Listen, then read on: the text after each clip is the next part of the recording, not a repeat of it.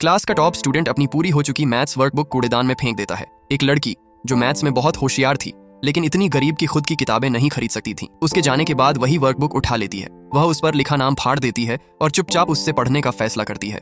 एक दिन लड़के की नजर उसी वर्कबुक पर पड़ जाती है जो लड़की की डेस्क ड्रॉअर में रखी होती है। लड़की घबरा जाती है और उसे छुपाने की कोशिश करती है, लेकिन लड़का कुछ नहीं कहता। वह चुपचाप अपने बैग से वर्कबुक्स का एक मोटा सा ढेर निकालता है और उन्हें मेज के बीच में रख देता है। लड़की खुद को देखने से रोक नहीं पाती। हर किताब वही थी जिसे वह बहुत समय से पढ़ना चाहती थी लेकिन कभी खरीद नहीं पाई थी।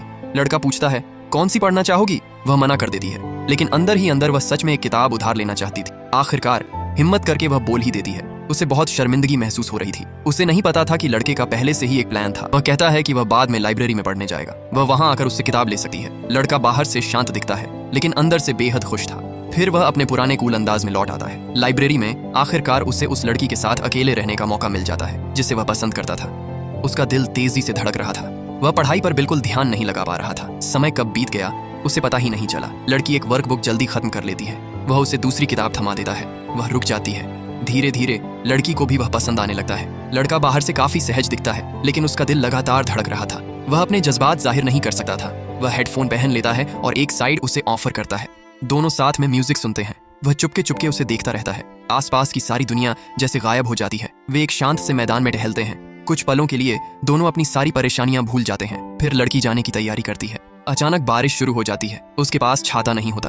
वे दोनों एक ही छाते में खड़े होते हैं। लड़का पूछता है, क्या तुम कल फिर पढ़ने आओगी? वह कहती है कि उसे पैसे कमाने के लिए काम करना पड़ता है। ये सुनकर लड़के का दिल टूट जाता है। वह बिना सोचे समझे अपने दिल की बात कह देता है।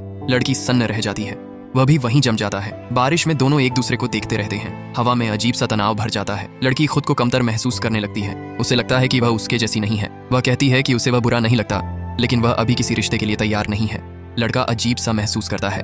वह हंसते हुए कहता है कि वह तो मजाक कर रहा था। लड़की सोचती है कि शायद उसने सब कुछ गलत समझ लिया।